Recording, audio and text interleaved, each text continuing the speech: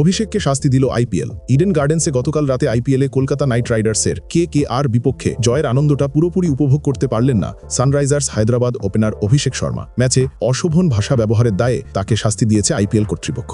Match ফির 25% অর্থ জরিমানার পাশাপাশি অভিষেকের নামের পাশে যোগ করা হয়েছে একটি ডিমেরিট পয়েন্ট। আইপিএলের আচরণবিধি অনুযায়ী তাকে এই শাস্তি দিল টুর্নামেন্টটির কর্তৃপক্ষ। ম্যাচ রেফারির পর্যবেক্ষণে সানরাইজার্স হায়দ্রাবাদ ওপেনার আইপিএলের আচরণবিধির 2.3 ধারা লঙ্ঘন করেছেন। এই ধারাটি মূলত মাঠের ভেতর অশালীন, আপত্তিকর কিংবা কুরুচিপূর্ণ ভাষা ব্যবহারের সঙ্গে সংশ্লিষ্ট। কোনো খেলোয়াড় যদি এমন কোনো শব্দ বা ভাষা ব্যবহার করেন যা গ্যালারিতে থাকা দর্শক কিংবা সরাসরি সম্প্রচারের সুবাদে টেলিভিশন পর্দার দর্শকদের কানে পৌঁছায়, স্টাম্প মাইক্রোফোনে ধরা পড়ুক বা না পড়ুক, তবে তা এই শাস্তির আওতায় পড়ে। অভিষেক এই শাস্তি মেনে নিয়েছেন। আইপিএল কর্তৃপক্ষের বিবৃতিতে সুনির্দিষ্ট কোনো ঘটনার কথা উল্লেখ করা হয়নি। ভারতীয় সংবাদ মাধ্যম ইন্ডিয়া টুডের প্রতিবেদনে বলা হয়, অনেকে মনে করছেন 48 রান করে আউট হওয়ার পর ড্রেসিং রুমে ফেরার পথে মেজাজ হারানোই কাল হয়েছে অভিষেকের। কলকাতা পেসার ব্লেসিং মুজারাবানির বলে ক্যাচ দিয়ে ড্রেসিং রুমে ফেরার সময় অভিষেকের চোখে মুখে হতাশা স্পষ্ট হয়। আউটটি নিয়ে অবশ্য বিতর্ক রয়েছে। বরুণ চক্রবর্তী ক্যাচটি ঠিকঠাক ধরতে পেরেছিলেন কিনা তা নিয়ে সংশয় আছে অনেকের। ধারণা করা হচ্ছে সে মুহূর্তে ক্ষোভ নিয়ন্ত্রণ করতে না পেরে অশালীন কোনো শব্দ উচ্চারণ করেন অভিষেক,